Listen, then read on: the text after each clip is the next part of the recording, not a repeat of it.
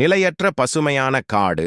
4 நண்பர்கள். பழமையான பசுமையான ஒரு காடின் நடுவில் 4 நண்பர்கள் இருந்தனர். ஒரு மான், ஒரு குரங்கு, ஒரு காகம் மற்றும் ஒரு குருவி. இவர்கள் அனைவரும் அன்பாகவும் நல்ல உடன்படிக்கையுடனும் காட்டு வாழ்க்கையை வாழ்ந்து வந்தனர். ஒரு நாள் காடு பெரிய வறட்சியால் பாதிக்கப்பட்டது. ஆற்றுகள் உலர்ந்து தாவரங்கள் வாடிவிட்டன. 4 நண்பர்களும் தங்களுக்கு வேண்டியதான உணவையும் தண்ணீரையும் எங்கிருந்தாலும் தேடினர்.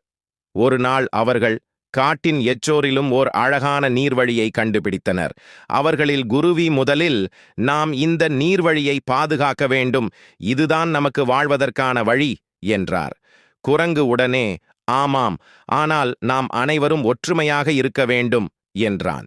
காகம், நாம் இங்கே வந்த பிறர் எவரையும் உதவ வேண்டும் என்றான்.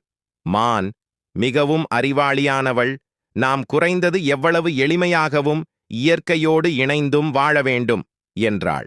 அந்த 4 நண்பர்களும் நீர் வழியை பாதுகாத்து எளிய வாழ்க்கையை கொண்டனர். அவர்கள் ஒற்றுமையுடன் இருந்ததால் வறட்சி முடிவுற்றதும் காடு மீண்டும் பசுமையாக வளர்ந்தது. 4வரும் நண்பர்களாகவே வாழ்ந்து காட்டு வாழ்வின் அழகை அனுபவித்தனர். கதையின் முறை ஒருமித்தமை, இயற்கையை பாதுகாப்பது மற்றும் பிறருக்கு உதவுவதின் முக்கியத்துவத்தை இந்த கதை கற்றுத் தருகிறது.